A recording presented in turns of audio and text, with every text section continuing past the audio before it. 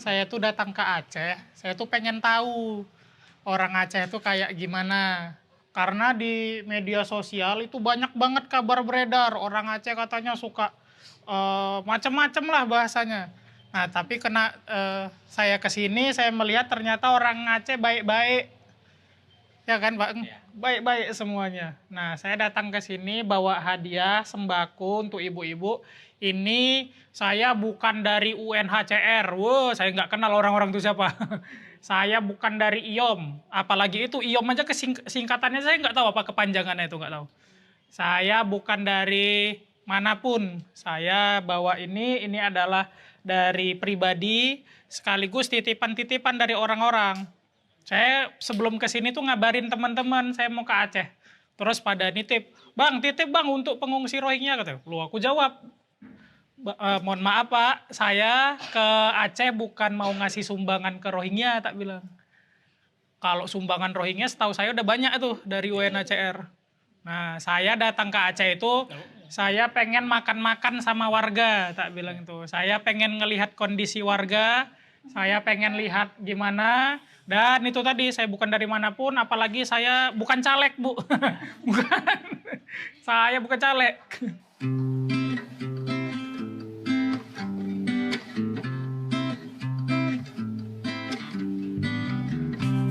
Assalamualaikum warahmatullahi wabarakatuh. Ini kita lagi di Munasah atau bahasa lainnya Surau di Desa Kule di Kabupaten Pidi, Aceh.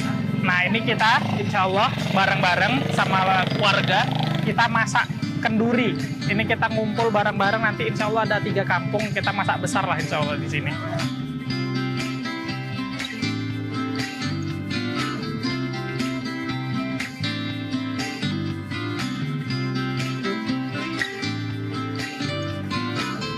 Allahumma minka walaka, Allahumma taqabbal min seluruh warga Aceh. Allahu Akbar.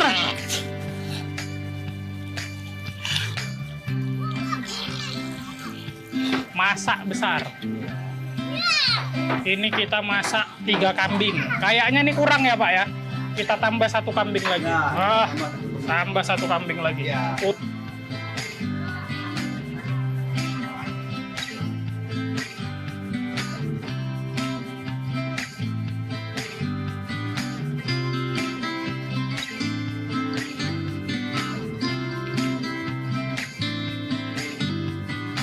Nah, ini kita lagi bungkus-bungkusin kecil kayak gini, nanti diantar ke rumah-rumah warga, orang lokal. Nah, Masya Allah. Ini semuanya gotong royong nih. Ini dari warga-warga lokal, penduduk kampung gotong royong, masak bareng. Nah, aku tuh ngasih untuk mereka, ternyata mereka malah memberikan ke pengungsi Rohingya. Nah, jadi nanti mau ngasih juga nih. Assalamualaikum warahmatullahi wabarakatuh. Setelah kemarin kita ketemu dengan berbagai narasumber yang luar biasa, ada Ustadz Salim Afillah, ada Dr. Sofwan Albana, dan juga ada Dr. Aldi yang punya ekspertise di bidangnya masing-masing. Sekarang kita ada narasumber terbaru yang baru banget update dari kamp pengungsian di Aceh. Bersama saya ada Mas Ale. Siap. Assalamualaikum. Waalaikumsalam Ustadz. Bang Ale nih. Siap. Ini beliau habis dari camp pengungsian di Aceh ya, Ya. beberapa pekan yang lalu, Betul. dan melakukan reportasi langsung dengan warga Aceh, kemudian Para ulama, para ulama dan juga pastinya para pengungsi, interaksi langsung dengan para pengungsi, termasuk pihak keamanan. termasuk pihak keamanan. Nah, di sini kita pengen bertanya ya, tanya-tanya langsung, wawancara tentang kabar-kabar, isu-isu yang beredar di sosial media. Kan itu isu tentang Rohingya itu macam-macam banget, dan kalau kemarin sih aku ngobrol sama atau tanya-tanya sama Dr. Sofwan Albana, katanya ini tuh nggak natural gitu, ada sesuatu. Ya. Tapi mungkin nggak pengen terlalu dalam terkait dengan apakah konspirasi atau segala macam. Aku pengen tahu kenyataan di lapangan sih, tentang terutama beberapa isu yang terupdate gitu. Apalagi kemarin juga kalau nggak salah ada pengungsi yang baru datang juga ya. Betul. Oke, mungkin dari pertanyaan pertama aku Mas, yang by the way teman-teman, Bang Ale ini juga sering counter ya isu-isu di Instagram atau di TikTok soal Rohingya. Dan kemarin tuh sempat yang paling viral dan memantik emosi segenap bangsa Indonesia ya, sebagian netizen aja tuh, tentang kayak misalnya video-video ada pengungsi itu ngebuang-buang makanan, atau pengungsi menuntut tempat tinggal yang lebih layak dan segala macam. Emang sebenarnya mungkin Mas Ali juga nanti bisa cerita gimana sih kondisi mereka, dan apakah narasi-narasi seperti itu tuh real atau gimana sih yang Mas Ali temukan di Aceh sana? Ya. Jadi masalah Rohingya ini itu udah melebar kemana-mana kan. Jadi kalau misalkan yang genosida yang paling parah itu kan yang dilakukan Myanmar itu tahun 2017. Yang banyak pengungsi itu lari ke Bangladesh, itu yang jumlahnya sampai 1 juta. Nah, itu yang ramai banget, dan itu pada saat itu di tahun itu kita sangat simpatik banget. Bahkan kita menyelipkan Rohingya itu di doa-doanya kita kan, Allahumma ansuril Islam wal muslimin, Allahumma ansuril muslimina fi Palestina, Allahumma ansuril ikhwanana al muslimina fi Rohingya, kayak gitu dan semacamnya. Itu rasa simpati kita untuk Rohingya itu kuat banget pada saat itu, tinggi-tingginya. Tapi ketika gelombang yang baru ini datang, tepatnya di awal datang kemarin November 2023, itu terjadi pelintiran berita, sehingga jatuhnya di media sosial, mohon maaf saya katakan, banyak yang fitnah. Nah, jadi ada data-data yang itu benar tapi dipelintirkan sehingga membuat orang lain itu benci sama pengungsi Rohingya. Ketika kemarin aku ke lokasi, aku alhamdulillah ke lokasi itu 4 hari. Itu kemana aja tuh Mas? Kita kebetulan pada saat itu datang, misinya adalah bukan untuk membantu Rohingya. Karena Rohingya itu ada dana khususnya.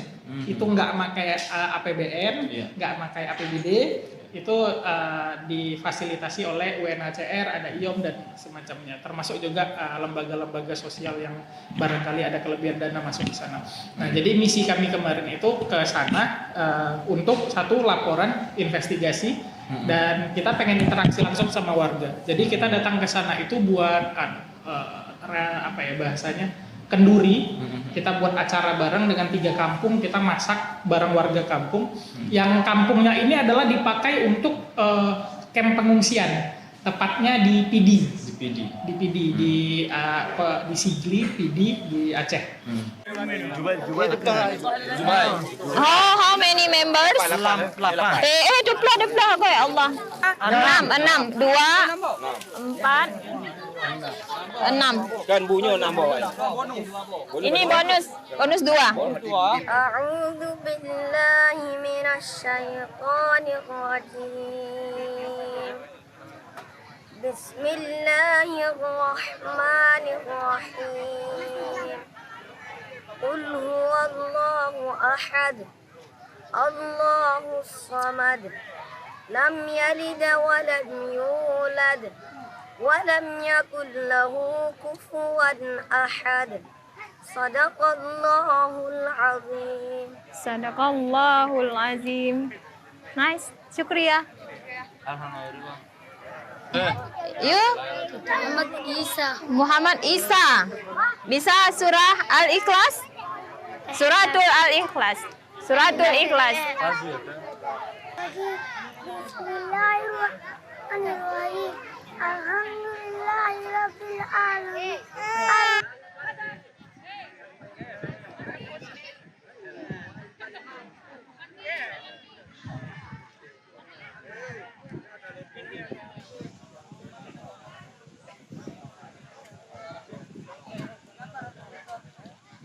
Mandinya kita yang buat. Sumbangan yang biasanya Kak Mala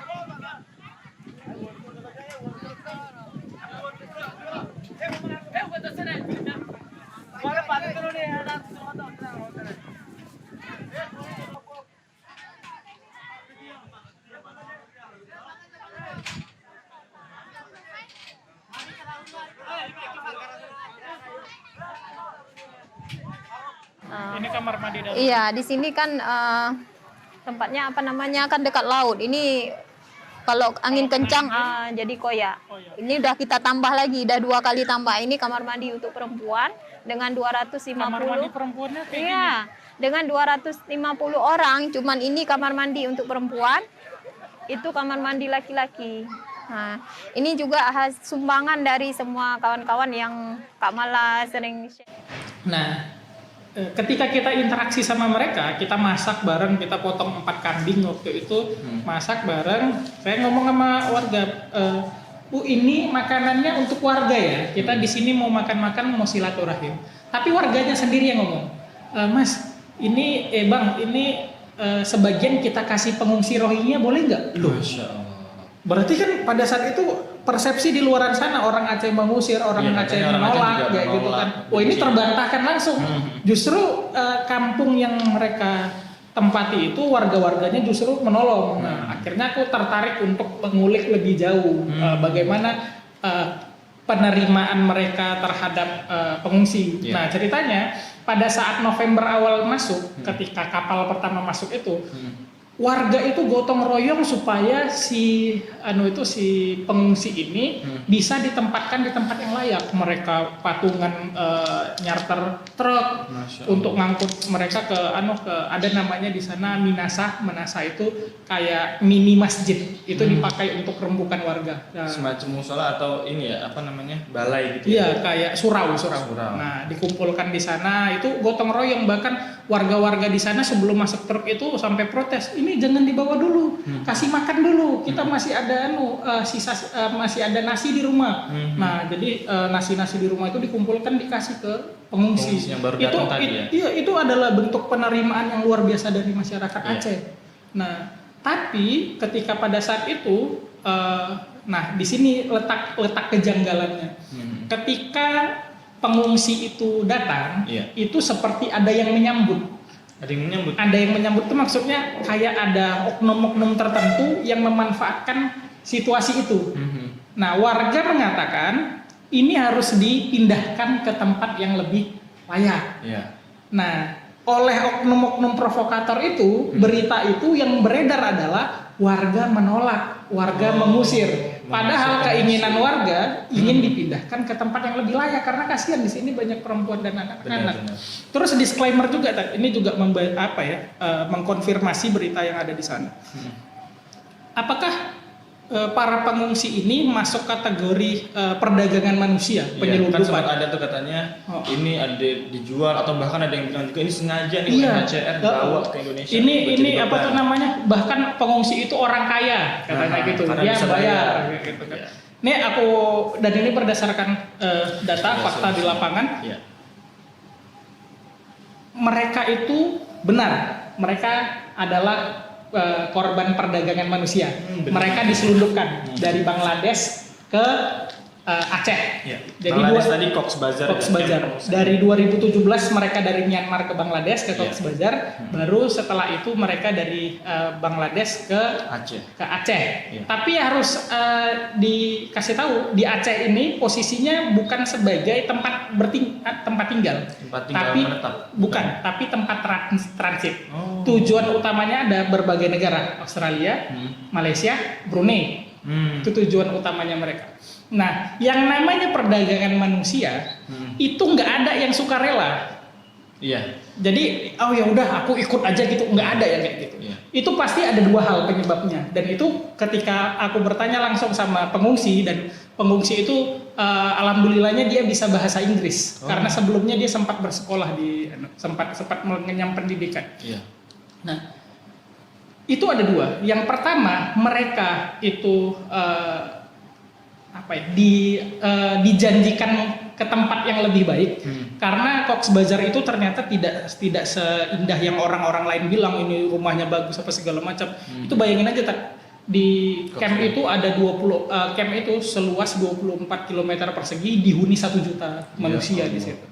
24 km persegi dihuni oleh 1 juta manusia di situ. Dan itu mereka juga nggak bisa nggak bisa berusaha, nggak bisa bekerja segala macam kayak gitu. Kalau mereka usaha itu warungnya dibakar gitu. Ada dua.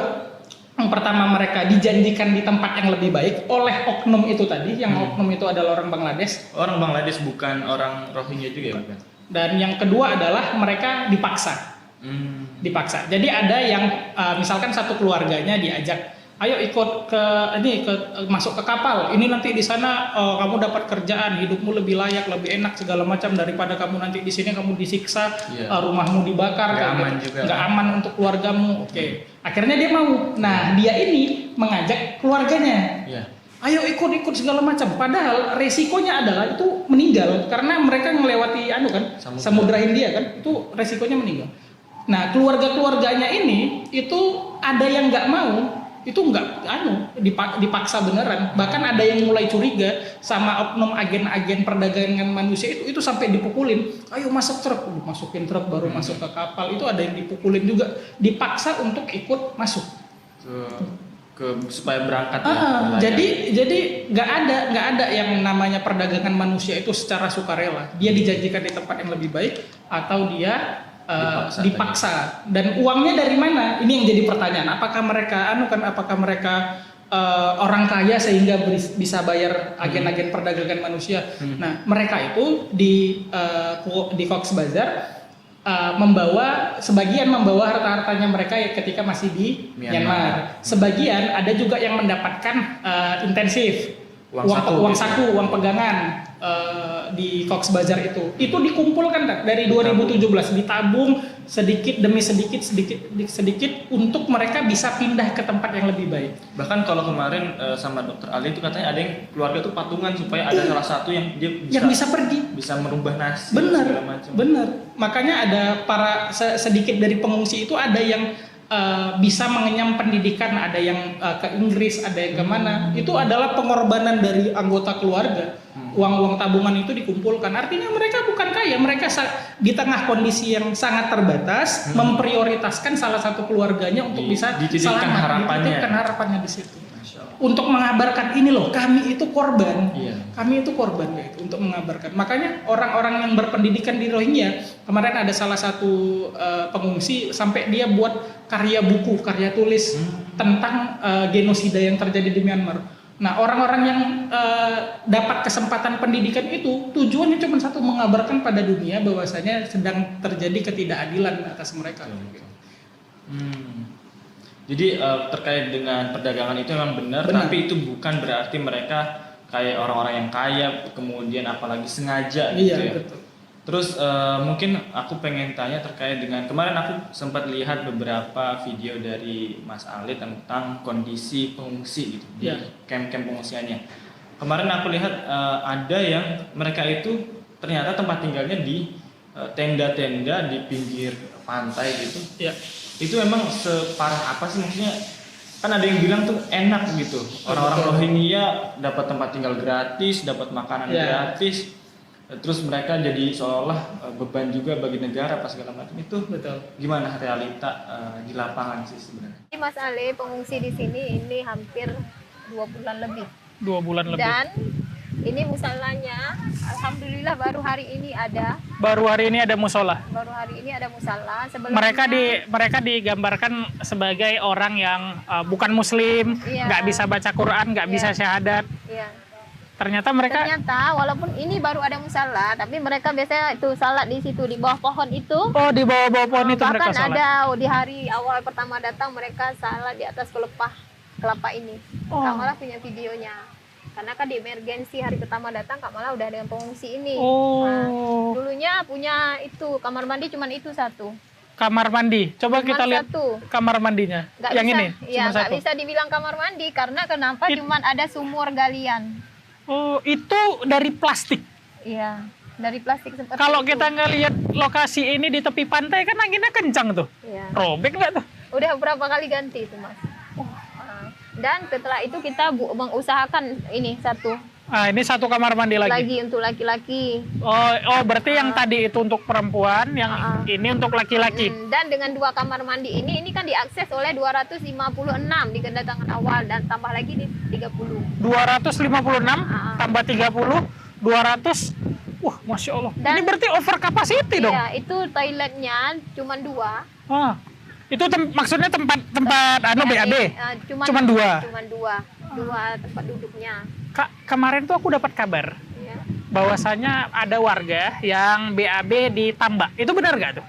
Bukan mereka BAB ditambah warga. Iya, mereka jadi- mohon maaf, aku kemarin dapat kabar ada pengungsi Rohingya yang BAB ditambah warga. Iya. Itu benar nggak tuh? Benar, karena kenapa? Itu pengungsi yang datang di kelompok terakhir. Pengungsi kelompok Terakhir terakhir. yang sisa 30 ini. Oke, Ya, mereka jadi mereka artinya di nggak tempat- tahu situasi sekarang gitu. Bukan tidak tahu situasi. Jadi ditempatkan langsung di pinggir laut seperti itu.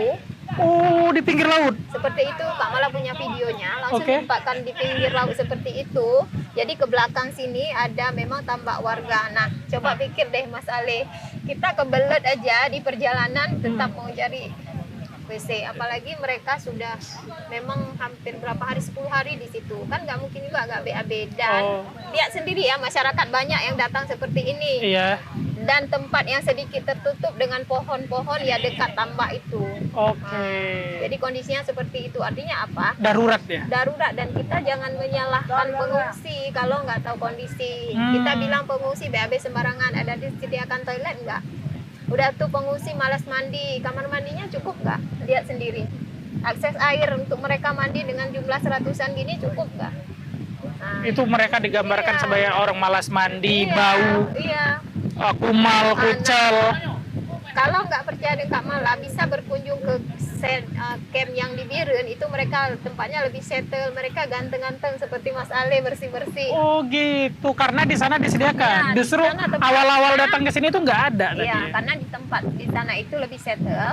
Mereka hanya 36 orang dengan Oke. akses kamar mandi 4 kalau nggak salah Kak Mala. Mereka Dan bersih-bersih, malah lebih ganteng rapi-rapi. mereka nih kayak daripada Mas Ale. Iya, serius. Ya Allah. Ya, jadi kondisinya seperti itu. Berarti banyak banget. Artinya gini, apa yang terjadi di luar di media Iya. sosial itu ada benernya, Iya. tapi ada yang dipleset-plesetin Iya, tuh. dipelintirkan. Ada yang dipelintir, ada yang Iya. digoreng-goreng kayak tadi misalkan. Oh, ternyata mereka BAB di tambak warga, itu penyebabnya nggak ada toilet di sini dan mereka udah 10 hari. Iya. 10 hari di bibir pantai yang itu nggak ada toilet sama Ada sekali. toiletnya. Setelah itu mereka tidak ada dapat akses air bersih. Bawa mobil water truck ke situ nggak bisa, nggak ada bisa. akses jalan. Kan ada tenda mereka tinggal seperti ini. Itu kalau hujan kan airnya tertampung. Benar. Jadi mereka ngambil gayung mandi di situ. Mungkin itu misal 5 hari sekali mereka bisa dapat air yang tawar. Sebelumnya mereka mandi di air laut. Itu yang pengungsi yang datang terakhir. Oke. Ya Allah, ya Allah. Nah, begitu kondisinya. Terus Kak Mala, aku mau tanya mengenai apa tuh namanya, penerimaan warga dengan pengungsi. Iya. Itu gimana? Sebenarnya tidak ada masalah. Itu yang saya lihat. Nggak ada masalah Tidak sebenarnya ada warga. masalah. Oke, terus kenapa di media sosial itu aku orang Aceh, aku menolak, aku orang Aceh, aku menolak kayak gitu-gitu? Sekarang kita lihat di media sosial yang mana nih? Ah, Ya kan, kebanyakan di TikTok narasi yang dibangun itu berdasarkan hasil asumsi. Kalau Kak Mala lihat terlalu banyak asumsinya tanpa melihat langsung tanpa melihat kondisi. langsung, padahal mungkin dia itu bukan orang Aceh bahkan. Iya, bahkan banyak bukan orang Aceh. Ketika kita cek akun-akunnya banyak yang akun palsu. Oh gitu. Coba Mas Ali kan lebih ahli di situ. Iya. Iya kan? Hmm. Nah, itu yang terjadi. Jadi kita mau sekarang bahwa orang melihat orang Aceh nggak seperti itu. Orang Aceh nggak seperti itu. Karena ini pengungsi udah datang bertahun-tahun lalu dan aman-aman aja, tenang-tenang aja. Iya. Terus kenapa di sekarang ini yang jadi masalah? Iya. Mereka datang waktu kapan? Waktu gelombang tahun ini nggak? November. November itu ketika awal datang udah ribut langsung nggak tuh? Nggak ada ribut. Bahkan langsung itu dipindahkan ke Menasah. Bahkan ada langsung masyarakat ini mau dibawa kemana ya, datang langsung pertama bawa ke Minaraya. Bahkan masyarakat saling bergotong royong mencari mobil truk untuk bisa dibawa ke sana, Untuk bisa diangkut ke mereka. sana. Bahkan lagi kami naik truk itu ibu-ibu yang kebetulan mendaratnya daerah sini. Hah? Mereka ada nasi di rumah sedikit, sayang kita kasih dulu makan mereka, kadang Allah. kelaparan. Itu maghrib, kan nggak ada Allah. lampu, gelap. Jadi ibu-ibu itu bilang, Kak jangan dulu Kak, ini kami mau kasih nasi sedikit, orang anak-anaknya sudah lapar. Sebelum Allah. sampai ke Minaraya sana. Itu dua bot yang sekarang Nasi Minaraya. yang sisa di rumah sama Iya. warga Aceh, ibu-ibu Aceh, Iya. dikasih ke pengungsi. Itu awal-awal kedatangan. Iya. Dia bilang, Artinya sebenarnya orang Aceh ini sangat menerima kan? iya, bahkan sekarang tadi kan bisa lihat Mas Ali, Iya. ada yang walaupun 5 roti dia bawa, dia beli di situ, ada Indomie 10 dia kasih, kan bisa lihat sendiri tadi. Allah, iya Jadi benar-benar. kita berharap- Aku tadi ngelihat bagaimana orang warga-warga sini apa yang mereka punya itu dikasih. Iya, dia Kak Mala kan sebagai orang Aceh berharap janganlah terus menebar kebencian dengan menjadi kami dan Rohingya, kami orang Aceh dan Rohingya itu menjadi korban. Iya. Ini kayak Hasil narasi kayak lagi negatif. kontra banget nih, pro Aceh, pro Rohingya. Iya. Kayak lagi gontok-gontokan. Padahal orang Aceh sama orang Rohingya saling menerima sebenarnya kan? Ya Allah. Itu sebenarnya. Cuman ada misalnya beberapa hal yang perlu diluruskan, itu tidak masalah. Tetapi secara kemanusiaan bisa lihat sendiri. Artinya sebenarnya Iya. gini, kalau apa tuh namanya masalah mereka tidak tahu adab, terus mereka apa tuh namanya BAB sembarangan. Ternyata selama ini kita fokus ke akibat. Iya. Kita nggak pernah lihat Lihat sebabnya itu sebabnya apa itu gitu. apa. Terakhir Kak, aku mau nanya. Banyak banget narasi beredar soal mereka tuh buang makanan. Iya. Itu gimana? Kebetulan itu yang diambil gambarnya oleh satu orang, saya juga kenal orangnya, terus dinarasikan di TikTok, namanya nggak usah saya sebut. Oke. Itu kejadian di emergensi Sabang Emergensi Sabang. dan Oke. Kak Mala ada di situ. Ada Dia di situ. hanya memfoto satu bungkus nasi Oke. yang dibuang. Oke. Nasinya mungkin dia tadi simpan tidak makan, Oke. jadi sudah basi, jadi dibuang. Itu yang diambil fotonya. Boleh cek di TikTok yang dia tunjukkan, itu nggak semua nasi, misalnya cuma satu bungkus. Cuman yang satu dibuang. bungkus dan itu basi. Nah, dan di kondisi emergensi, teman-teman semua harus tahu bahwa kita belum bisa memilah-milah bahwa nasi yang untuk bayi, untuk balita berbeda. Misalnya tidak ada sambal, tidak ada kuah yang pedas, tidak. Tetapi kita langsung menyediakan, misalnya kalau 156 orang, langsung 156 bungkus. Iya. Tanpa belum bisa kita Dipilah-pilah ini untuk anak-anak, ini nggak cocok sambal dan segala macam. Jadi ketika misalnya disamain, kan di pendaratan itu ada bayi, ada balita, mereka nggak bisa makan mungkin. Oke. Nah, walaupun memang ada yang bilang kalaupun nggak bisa makan kan jangan dibuang. Tapi kalau udah basi kan nggak mungkin dimakan juga. Nah, itu seperti itu terjadi. Kak Mala bisa bersaksi dengan nama Allah bahwa itu yang terjadi. Karena di sini tiap emergensi, boleh Mas Ali datang di semua pengungsi yang ada di PD di Aceh, kenal kakak ini nggak? Allah. Nah, Kak Mala ini sebenarnya siapa? Kenapa kok keke banget nih belain Rohingya? Enggak. Sebenarnya siapa? Saya bukan bela Rohingya. Iya. Orang-orang juga tahu saya bekerja di kemanusiaan ini bukan hanya untuk Rohingya saja. Saya sudah 2004 itu kita Aceh di kondisi konflik. Kak Mala tinggal di tenda di pengungsian korban konflik di Aceh Selatan itu hampir setahun lebih dengan pengungsi. Bekerja sama dengan Sokorla, Kak Mala dari pekerja sosial. Jadi kami di relawan ditempatkan di sana.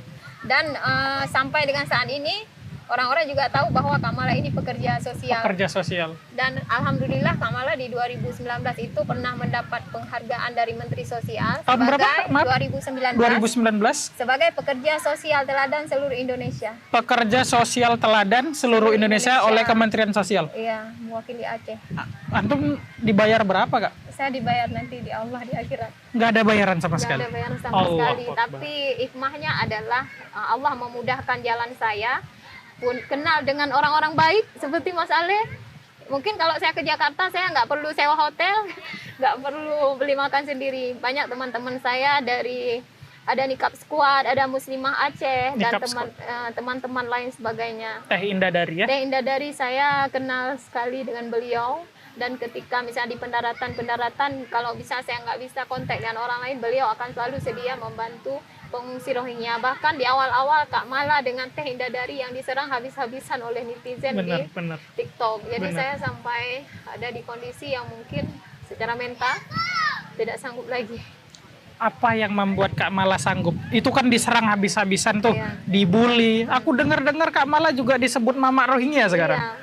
Jadi gini, kita Apa yang buat kita sampai sekarang istilahnya, bertahan? hanya Allah. Karena gini, kalau Kak Mala prinsipnya apa yang kita lakukan kebaikan itu nggak kembali ke orang lain, tapi kembali kepada diri saya. Dan apa yang saya lakukan ini tidak perlu pujian orang lain, karena itu tidak penting. Masya Allah, aku nggak bisa ngomong apa-apa lagi. Aku cuman mau kasih untuk Kak Mala yang udah menjaga kehormatan masyarakat Aceh, yang udah menjaga kehormatan kaum muslimin untuk melindungi untuk melindungi saudara muslimnya. Masya Allah, jazakumullah khair Kak Mala. Syukurnya. Teman-teman semuanya, itu sebuah fakta.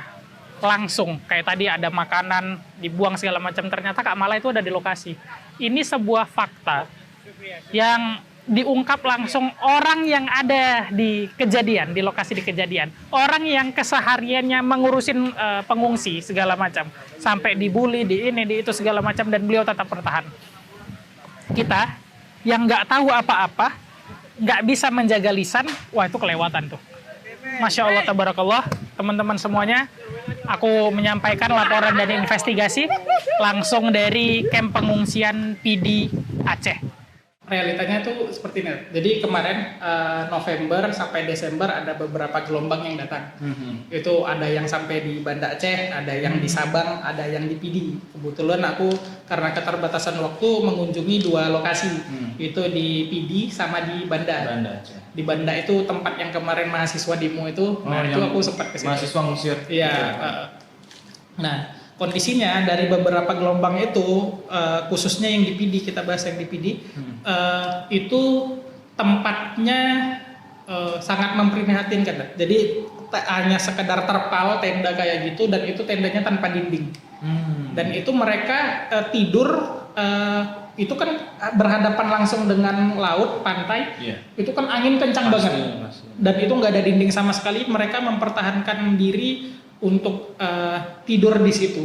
Nah, ini lagi kebaikan warga Aceh. Iya. Jadi tidak sesuai dengan apa yang orang lain katakan, misalkan orang Aceh mengusir, enggak. Justru tenda-tenda itu yang buat adalah warga. Warga. Bukan bikinan mereka sendiri. Pakaian bekas selimut-selimut itu yang ngasih warga. Masya Allah. Nah, karena apa? Tidak ada anggaran tentang Penerimaan terhadap pengungsi. penerimaan terhadap pengungsi itu nggak ada, sehingga warga inisiatif. Nah, ketika terjadi kondisi kayak gitu, ada 250 orang warga yang pengungsi yang tiba, itu di kondisi yang hamparan pinggir pantai kayak gitu, yang di situ nggak ada toilet, nggak ada kamar mandi, nggak ada macam-macam di situ. Itu yang menyebabkan 250 pengungsi itu kamar mandinya cuma satu kan di awal-awal, cuma satu. Nah, baru masuk gelombang selanjutnya itu ada 30 orang. Nah, mereka tidak diizinkan dulu tuh masuk bergabung, padahal lokasinya dekat. Ini pinggir pantai yang berhadapan dengan langsung laut. 100 meter kemudian itu kamp pengungsi yang 250 orang tadi. Nah, 30 orang ini datang kan belakangan, jadi nggak boleh masuk dulu. Mereka ibaratnya diisolasi dulu tuh di situ tuh selama sekitar 15 hari. 10 sampai 15 hari. Nah, ketika mereka ada di situ, itu kan nggak ada apa-apa di situ, nggak ada toilet, nggak ada apa segala macam. Sampai bantuan dari masyarakat Belum ke mereka. belum Karena sampai. nggak boleh kan? Memang nggak boleh. Nah, itu yang menyebabkan ada salah seorang pengungsi ingin BAB. Ini sekaligus mengkonfirmasi juga apakah ada yang BAB ditambah warga. Ada memang, benar. Tapi lihat penyebabnya apa? Itu mereka 10 sampai 15 hari tidak diizinkan dan tidak ada akses toilet di situ. Air bersih nggak ada, Nggak boleh kemana-mana. nggak boleh kemana-mana, sehingga mereka memilih untuk BAB di tambak warga.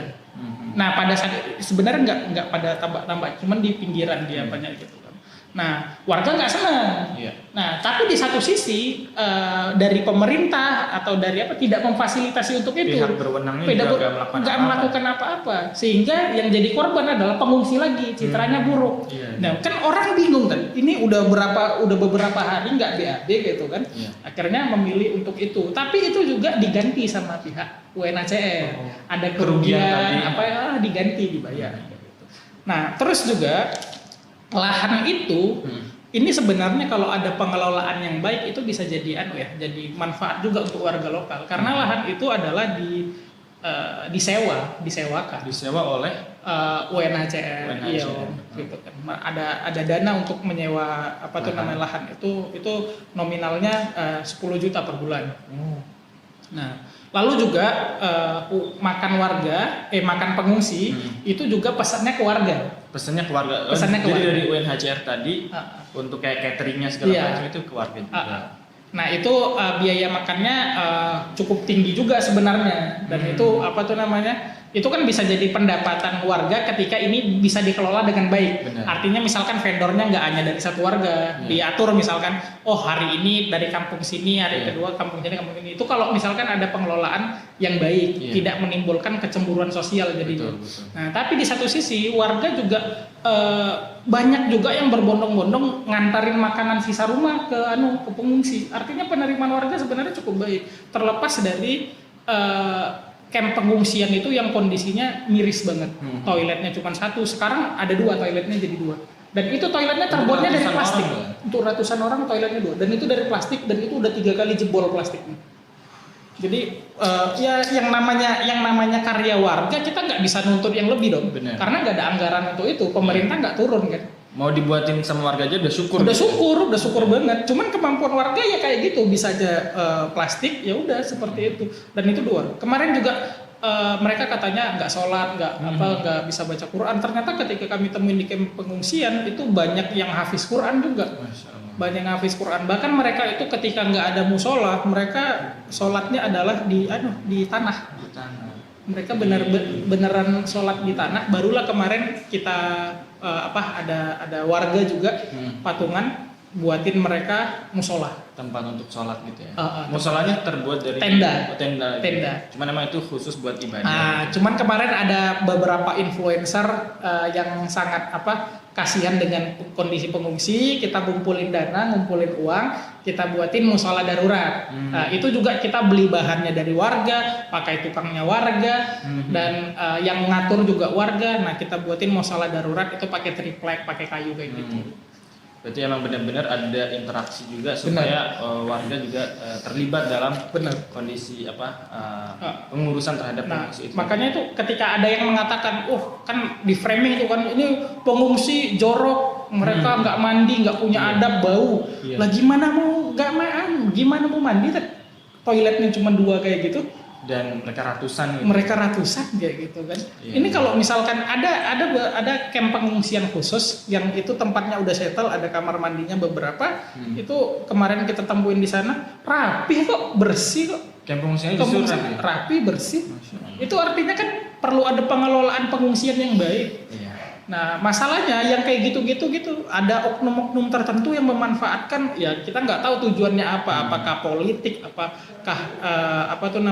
kecemburuan sosial dan lain-lain. Ada juga yang dan itu dipanas-panasin oleh influencer yang nggak bertanggung jawab, yang dia itu sebenarnya nggak ada latar belakang mengurusin ini, tiba-tiba bahas ini gitu kan. Ada yang biasanya dia masak-masak bahas Rohingya, ada yang dia biasa judi slot bahas Rohingya, macam-macam. Ada yang pelawak tiba-tiba bahas Rohingya. Ini kan apa sih nggak penting banget kayak gitu kan? Apalagi terkadang mereka cuma kayak ngebacain headline berita segala macam. Sampai kemarin itu ada UNHCR tuh jadi korban banget gitu. Karena dibuatin akun palsu, terus dibilang minta KTP segala macam, padahal itu nggak ada gitu. UNHCR nggak pernah mengeluarkan statement kayak gitu, tapi itu akun palsu dibuat dan itu dijadiin konten sama influencer kayak gini. Seolah-olah itu beneran UNHCR dan seolah-olah memberatkan negara. Jadi beberapa kabar yang ada di luar itu ada benernya, ada yang salah, dan banyak yang dipelintir. Jadi kabar yang benar kayak misalkan masalah tambak BAB, tambak segala macam itu dipelintir. Terus ada juga kasus pemerkosaan itu kan viral tuh, katanya pengungsi memperkosa warga Aceh katanya kayak gitu. Nah setelah kami konfirmasi langsung ke sana, faktanya yang terjadi di lapangan adalah pemerkosaan itu terjadi di kapal oleh antar pengungsi. Antar pengungsi. Bukan pengungsi dengan warga Aceh. Bukan. Jadi dan itu posisinya belum sampai Aceh bahkan. Berarti saat masih di kapal. Nah, itu kan laporan nih, korban laporan, laporan. Ini kami tadi saya tadi diperkosa ini segala macam. Nah, sama oknum yang sudah standby di camp itu dipelintir. Itu maksudnya oknum orang Indonesia atau orang maksudnya orang mana nih? Orang Bangladesh atau orang Rohingya? Yang menyebarkan misinformasi orang Indonesia. Dan mereka sudah menunggu. Sudah menunggu. Jadi kayak misalkan kayak kehadiran mereka nih kayak dinanti-nantikan nih kayak gitu tuh. Justru malah dinantikan, cuman bukan buat ditolong. Iya. Justru untuk disebarkan misinformasi. Iya betul. Kayak ada yang nunggu lah, kayak gitu. Jadi kan kita konfirmasi ke beberapa pihak itu ya seperti itu. Ada yang jagain lah istilahnya, ada yang jagain di camp pengungsian itu, ada yang jagain. Nah termasuk juga di pengungsian itu karena ini adalah perdagangan manusia. Di salah satu camp pengungsian itu ada yang bisa bahasa Inggris dan ada yang bisa bahasa Indonesia. Minimal 1 orang. Itu orang Rohingya atau orang mana? Orang Rohingya. Orang Rohingya bisa bahasa Indonesia kan? Ada yang bisa bahasa Indonesia, ada yang bisa bahasa Inggris walaupun sedikit-sedikit. Nah di tiap pengungsian itu juga kami mendapatkan informasi dari informan yang dia nggak mau disebutkan namanya. Ada agen-agen perdagangan manusia, cuman sulit untuk mendeteksinya. Nah, jadi masalah perdagangan manusia ini kan Indonesia ini kan jadi tempat transit.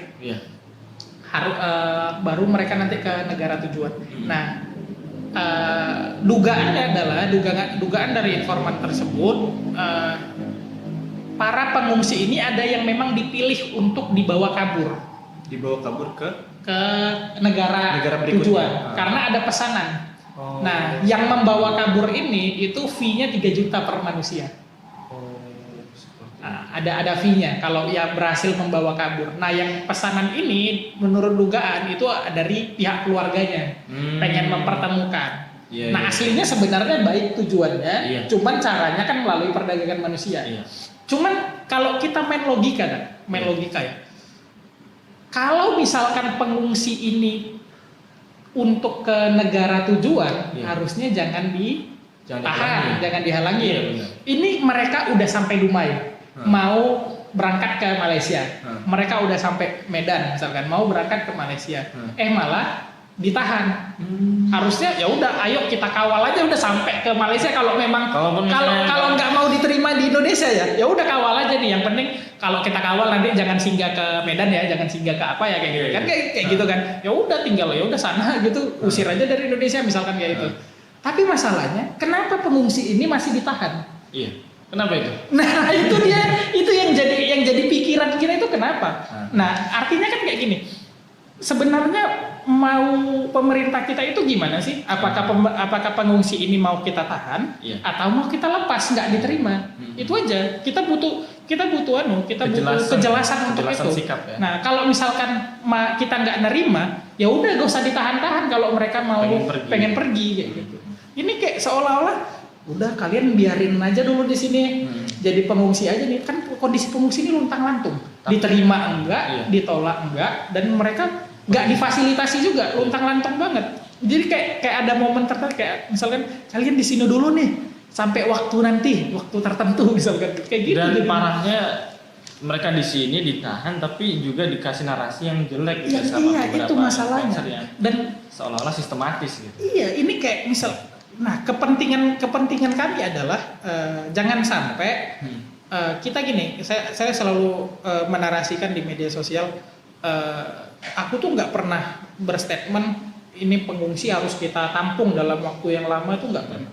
Solusinya bukan itu, bukan ditampung, bukan diusir, tapi mengembalikan mereka ke negara asal dalam jaminan keselamatan dan kondisinya terhormat. Betul. Itu solusinya, dan yang bisa melakukan itu kan negara. Pasti tingkatan negara. Jadi masalahnya negara. Makanya kita di media sosial ini ribut-ribut ngapain ribut-ribut gitu loh, ini bukan urusanmu gitu.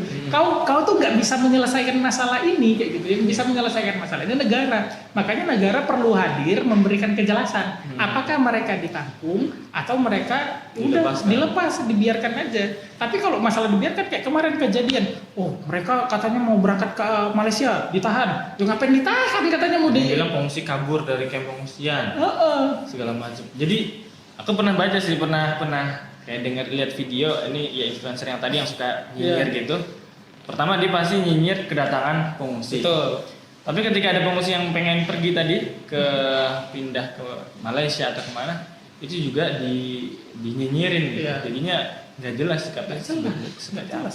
Diterima enggak, ditolak juga enggak. Kasihan justru pengungsi ini. Dan nyinyirnya parah kan, sampai bilang mereka Zionis bukan Islam ini segala macam. Iya, apalagi katanya nanti bakal menjajah Indonesia. Iya, gimana menjajah? Aku datang ke sana, yang datang itu perbandingannya itu 80% perempuan dan anak-anak, 20% laki-laki. Udah gitu yang datang itu banyak yang disabilitas, banyak yang nggak bisa jalan, ada juga yang buta. Masya Allah. Gimana mau menjajah yang kayak gini? Tapi narasi yang di luar jahat banget ini, mereka menjajah, mereka disamakan dengan Yahudi, Zionis. Padahal konsep Islam nggak pernah menjajah Islam gitu, nggak pernah, nggak ada. Konsep Islam itu bukan menjajah juga, nggak ada kita diajarkan menjajah. Iya. Terus ini aku ada pertanyaan. Kemarin kan sempat Mas Ali itu juga upload ada seorang anak yang namanya siapa? Abdus Salam itu beliau mengaji dengan begitu indah, punya hafalan Al-Quran. Tapi memang di sisi lain juga pernah ada video pengungsi Rohingya ini bahkan misalnya ditanya rukun iman atau Al-Fatihah nggak bisa salawat, Al-Fatihah, salawat segala macam, kayak dasar-dasar keislaman tuh kayak kurang. Ini sebenarnya gimana sih tingkat misalnya intelektualitas ya? Kemarin sih seperti aku juga tanya ke Dr. Aldi, cuman aku pengen tahu dari Mas Ali yang terupdate gitu, yang pengungsi mungkin yang terbaru. Itu banyak banget berita-berita di luar tentang hoax banget. Dan hoax ini biasanya dimanfaatkan karena ketidaktahuan bahasa. Misal kita nanya pengungsi memakai bahasa Indonesia yang bahasanya itu sama sekali gak nyambung, beda gitu. Nah kita nanya mereka coba ucapkan 2 kalimat syahadat, ya dia nggak ngerti kan? Nggak ngerti. Iya. Kan nggak ngerti bahasa. Tapi kemarin ketika kita ngomong baik-baik, kita ngomong pakai sama penerjemahnya dia. Ada penerjemahnya. Tolong bisa nggak baca Quran? Dan masya Allah makhrajul hurufnya bagus, tajwidnya bagus, itu keren banget. Suaranya juga indah. Ternyata ini semua terjadi karena kendala bahasa. Keterbatasan komunikasi dan ini dimanfaatkan oleh orang-orang tertentu gitu, sehingga mengatakan ini mereka bukan Islam, nggak bisa mengucap 2 kalimat syahadat. Wah, ini kan jahat banget. Dan itu kendala bahasa, bukan hanya masalah itu gitu. Pernah dengar nggak berita pengungsi buang makanan? Iya. Nah itu. Ini juga salah satu fitnah yang keji. Tapi gini orang yang mengatakan para pengungsi itu buang makanan, antum tahu nggak, pernah lihat nggak orangnya siapa? Orangnya yang video ini tuh belum, nggak ada. Sampai sekarang nggak kelihatan orangnya. Nah, informan kami tahu siapa orangnya. Gitu. Jadi kejadiannya gini mereka kan itu lokasinya di kamp pengungsian ya. Nah mereka datang. Begitu datang, kedermawanan orang Indonesia adalah langsung menyiapkan makanan. Inilah pentingnya masalah teknis pengelolaan pengungsian itu penting. Harus ditertibkan. Nah, kedermawanan orang Indonesia nggak mengerti siapa yang datang sehingga makanannya itu banyak. Padahal ini kondisinya emergensi. Yang namanya emergensi, kita ngasih itu nggak mikir apakah di situ ada anak-anak, apakah di situ ada bayi yang nggak bisa makan pedas, misalkan kayak itu. Nah, sementara ketika di situ itu yang buang makanan itu satu orang, satu bungkus. Satu bungkus. Tapi itu di framing jahat. Ini mereka buang makanan, nggak bersyukur, segala macam kayak gitu kan. Nah, padahal itu kondisinya adalah makanan itu udah lama mengendap dan itu basi.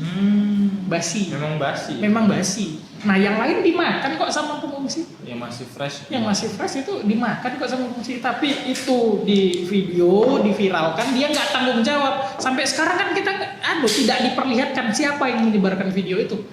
Nggak tanggung jawab dia. Nah tapi kita masyarakat Indonesia udah langsung, wah mereka nggak pada bersyukur. Kita aja masih kurang makan, nggak Iya. langsung di framing. Jadi emang benar-benar ada framing, ada niatan-niatan buruk dari beberapa pihak ya. Iya, dan itu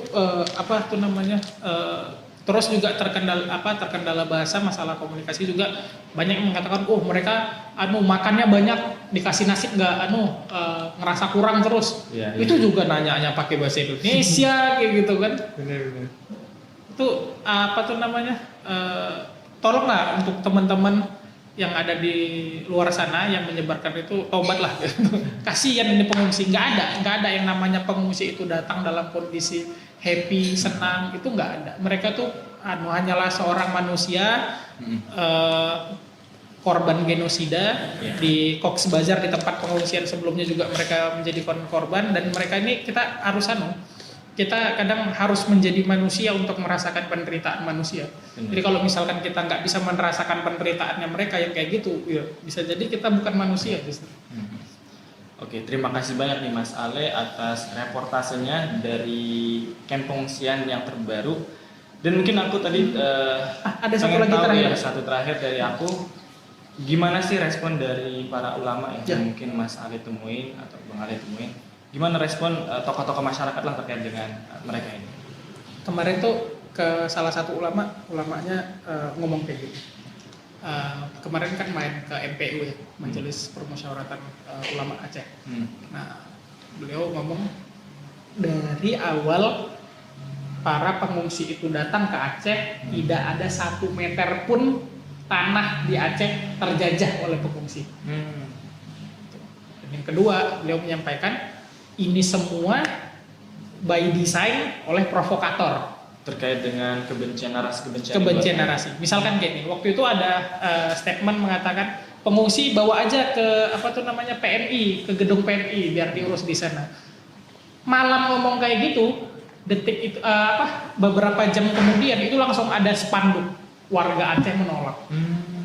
Ya, warga mana yang mau nyetak spanduk yang cetak berbayar itu secepat itu?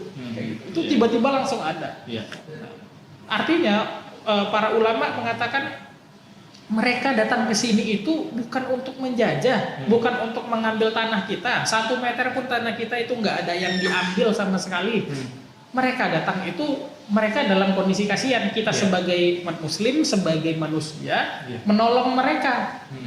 Nah, udah gitu, beliau juga mengatakan pemerintah harus hadir di sini, jangan ditelantarkan, jangan diserahkan ke kami, ke warga lokal Aceh. Ini kalau terjadi seperti ini terus tanpa ada kejelasan oleh pemerintah, ini masalah ini nggak selesai-selesai, gantung jadinya. Bahkan bisa juga dipanas-panasin lagi. Bisa terus dipanas-panasin. Karena kadang kita menelantarkan salah, berbuat baik juga salah, dianggapnya nggak peduli sama misalnya tetangga sendiri, sedangkan ada orang-orang sendiri. Ya kan perbandingan kan, ini enak banget nih mereka makannya udah terjamin itu segala macam kayak gitu. Jadi untuk semuanya udahlah dihentikan aja nih masalah kebencian sama Rohingya. Maksudnya gini, kita benci, kita hina, kita fitnah, kita juga nggak dapat apa-apa sebenarnya. Betul. Misalkan kita ngomong mereka enak banget dapat uang, dapat makan. Loh, kita ngomong kayak gitu, kita juga nggak dapat apa-apa kok kayak gitu, malah dapat dosanya. Kayak begitu karena bela negara, bela saudara-saudara lain. Maksudnya biar negara jangan bantu orang ini. Lebih baik orang Indonesia dulu. Padahal nggak pakai uang negara sama sekali. Uang negara. Ya kan, unik kan? Iya. Nah, maksudnya kecemburuan itu dari mana kayak gitu. Nah, jangan mau termakan oleh konten-konten yang provokatif, yang ngajak kebencian, yang ngajak fitnah. Jangan mau, karena beneran kita ikutin omongan itu, kita nggak dapat apa-apa, malah dapat dosanya bahkan. Mending kalau kita nggak tahu, kita diam. Betul. Lebih baik diam, karena nggak ada dosa dalam diam. Ya.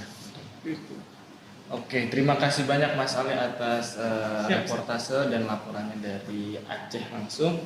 Teman-teman yang dimuliakan Allah Subhanahu wa taala, semoga pertemuan-pertemuan, wawancara-wawancara dari kami dengan narasumber yang kredibel tadi bisa memberikan wawasan baru bisa memberikan informasi yang baru yang mungkin sebelumnya beberapa dari kita tuh ada yang terpengaruh dengan narasi-narasi kebencian terhadap Rohingya sehingga memiliki sikap ya benci juga tuh akhirnya sama mereka. Tapi dengan informasi-informasi ini, dengan fakta-fakta yang akhirnya kita temukan ini, semoga itu bisa terluruskan dan kita bisa bersikap lebih baik terhadap sesama umat Islam, apalagi yang berada dalam kondisi yang dilemahkan. Mereka bukan sekedar lemah, tapi memang dibuat lemah oleh pihak-pihak yang zolim terhadap mereka. Mungkin ini yang bisa kami berikan kepada para pemirsa sekalian. Kurang lebihnya mohon maaf. Wassalamualaikum warahmatullahi wabarakatuh. Assalamualaikum warahmatullahi wabarakatuh. Pertama, terima kasih kepada teman-teman yang telah bersilaturahim kepada kami di tempat ini. Berdasarkan pengalaman, saya sudah mengunjungi salah satu tempat pengungsi yang terbanyak di Chok Bazar. Saya dalam kesempatan ini menyatakan bahwa teman-teman Rohingya ini bukan penjahat. Teman-teman Rohingya ini bukan Kristen, bukan non-Muslim. Tapi teman-teman Rohingya ini adalah orang-orang yang Muslim, orang-orang yang punya iman, dan mereka dizalimi oleh penguasa Myanmar. Dan mereka tinggal di Chok Bazar bukan tempat yang layak untuk mereka tinggal di dalam dunia yang seperti ini. Dasar itulah harapan kami kepada masyarakat Aceh, kepada masyarakat dunia untuk melihat teman-teman Rohingya ini saudara kita, manusia sama seperti kita, dan mereka dalam beberapa diskusi yang kita tanya dari tahun 2015 bahwa mereka tidak tinggal di Aceh. Aceh hanya dijadikan tempat transit dan mereka belum satu pun yang tinggal di Aceh dan juga belum 1 meter pun tanah Aceh yang diambil oleh mereka. Untuk itu mari kita bantu mereka apa yang bisa kita bantu sampai mereka ditangani oleh pemerintah dengan yang cepat dan yang tepat. Harapan kepada masyarakat untuk bersimpati kepada teman-teman Rohingya, berikan apa yang bisa diberikan. Jangan musuhi mereka karena mereka bukan musuh kita. Tapi juga harapan kami yang paling utama kepada pemerintah agar sesegera mungkin punya solusi yang tepat untuk penanganan teman-teman pengungsi Rohingya ini. Manusia itu harus dihargai dalam konteks kemanusiaan. Jangan pernah manusia itu dihargai dalam konteks kebinatangan. Tidak baik, dan apapun yang kita lakukan sekarang ini, insya Allah itu yang akan kita petik di masa yang akan datang. Dan berbuat baiklah kepada orang, insya Allah orang lain akan berbuat baik kepada kita, berbuat baik kepada anak kita, kepada cucu-cucu kita, dan kepada generasi-generasi kita di masa yang akan datang. Mungkin demikian harapan kami. Mudah-mudahan ada manfaatnya. Wallahul muwaffiq. Assalamualaikum warahmatullahi wabarakatuh. Waalaikumsalam warahmatullahi wabarakatuh. Abu ya, afwan Bu ya, satu pertanyaan lagi Bu ya.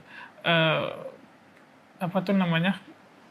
Aceh ini punya adat untuk memuliakan tamu, menerima tamu. Pada dasarnya ketika kami kemarin mengunjungi masyarakat yang di situ ada pengungsi Rohingya-nya, juga mereka sangat memuliakan tamu.